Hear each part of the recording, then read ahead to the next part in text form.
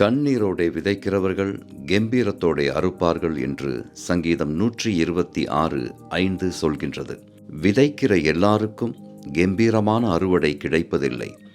கண்ணீரோடே விதைக்கிறவர்களுக்குத்தான் பெரிய ஆசிர்வாதமான கெம்பீரமான அறுவடை வாக்கு பண்ணப்படுகிறது.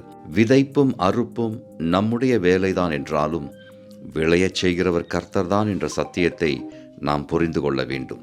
பவுல் விதைத்தான், அப்பல்லோ நீர் பாய்ச்சினான், ஆனால் கர்த்தரே விளையச் செய்தார். கண்ணீரோடை விதைக்கிறவர்களின் பிரயாசத்தை கண்டு ஆசீர்வாதமான அறுப்பை கட்டளையிடும் தேவன் நம் தேவன். அவர்கள் அழுகையின் பள்ளத்தாக்கை உருவ நடந்து அதை நீரூற்றாக்கிக் கொள்ளுகிறார்கள். மழையும் குளங்களை நிரப்பும் என்று வேதம் சங்கீதம் 84:6 சொல்கின்றது.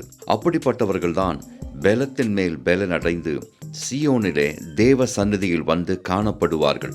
எப்பொழுதுமே உங்கள் வாழ்க்கையில் விதைக்கிற நேரமும் அழுகையின் சத்தமும் இருக்காது. உங்கள் ஆசீர்வாதம் சீக்கிரத்தில் வரும். உங்களுக்கு வாக்கு பண்ணப்பட்டிருக்கிற கெம்பீரமான அறுப்பு வெகு சீக்கிரத்தில் உங்களை வந்தடையும்.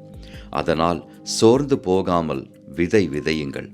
வசனம் என்னும் விதையை இன்று எவர்களுடைய வாழ்க்கைகளிலே கண்ணீரோடு நீங்கள் விதைக்கிறீர்களோ அவர்களுடைய வாழ்க்கைகளிலே நீங்கள் கெம்பீரமான அறுவடையை காண்பீர்கள்.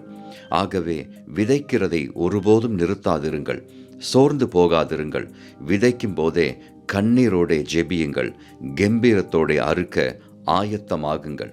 கர்த்தர் உங்களை ஆசீர்வதிப்பார். ஆமேன். அல்லேலூயா.